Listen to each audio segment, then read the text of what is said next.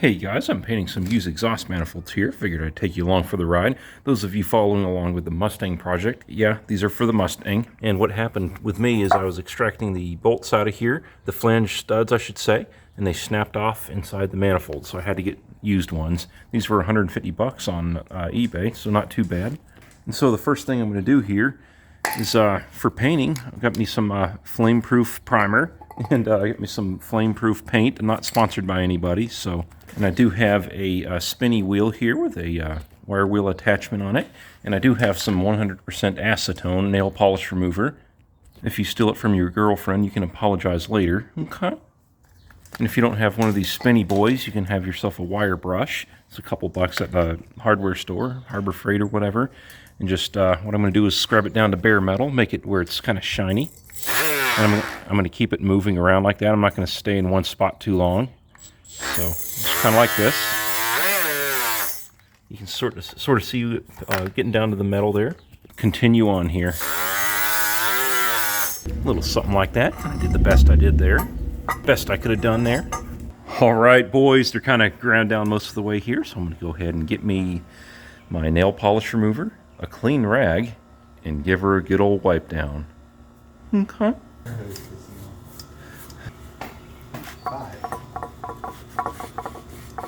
Now I've got me my primer here. I'm going to go ahead and shake it up for about a minute or so. And now I'm going to go ahead and let her have it. Go like that, all the way across, every nook and cranny. Make sure you get it all over the floor. Okay. And through the magic of editing, there we go. I'm going to let that wait for 12 minutes and 10 seconds. And then I'm going to do another coat of primer.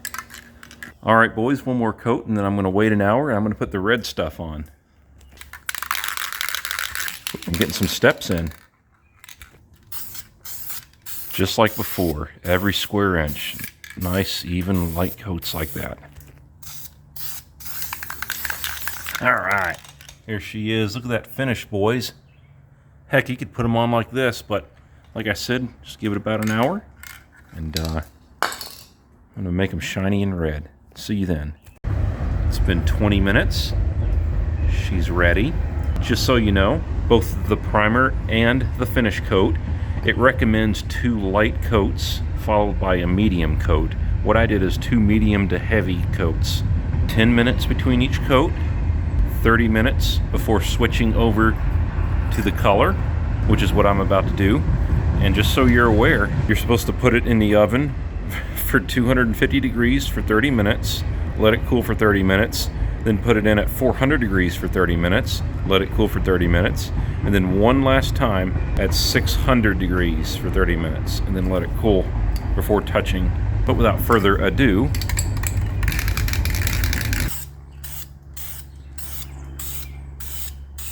two light coats and 1 medium coat. Okay. I must say, I'm pretty impressed with the damage I've done to my floor here. That looks really good. That's just the first coat. And that's right, these are used 20-year-old exhaust manifolds.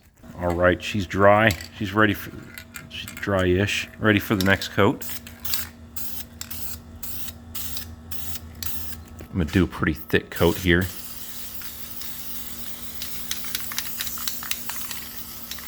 All right, I used the last little bit of that paint there. Did a nice thick final coat there. And since I did the final coat kind of thick, instead of 30 minutes before baking it, I'm going to let it sit for 2 or 3 hours or overnight. And I did catch my buddy here red-handed. And yeah, so I'm going to put this in the oven tomorrow. Up in the chef's kitchen here, we are preheated to 250 degrees. And go ahead and put these in for 30 minutes. Let them cool down for 30 minutes. Make sure they break this grill here. Make sure it falls down. Okay. Then after it cools down for 30 minutes, I'm going to repeat that for 400 and 600. Let me go ahead and attach some photos here of what it looks like as a final product.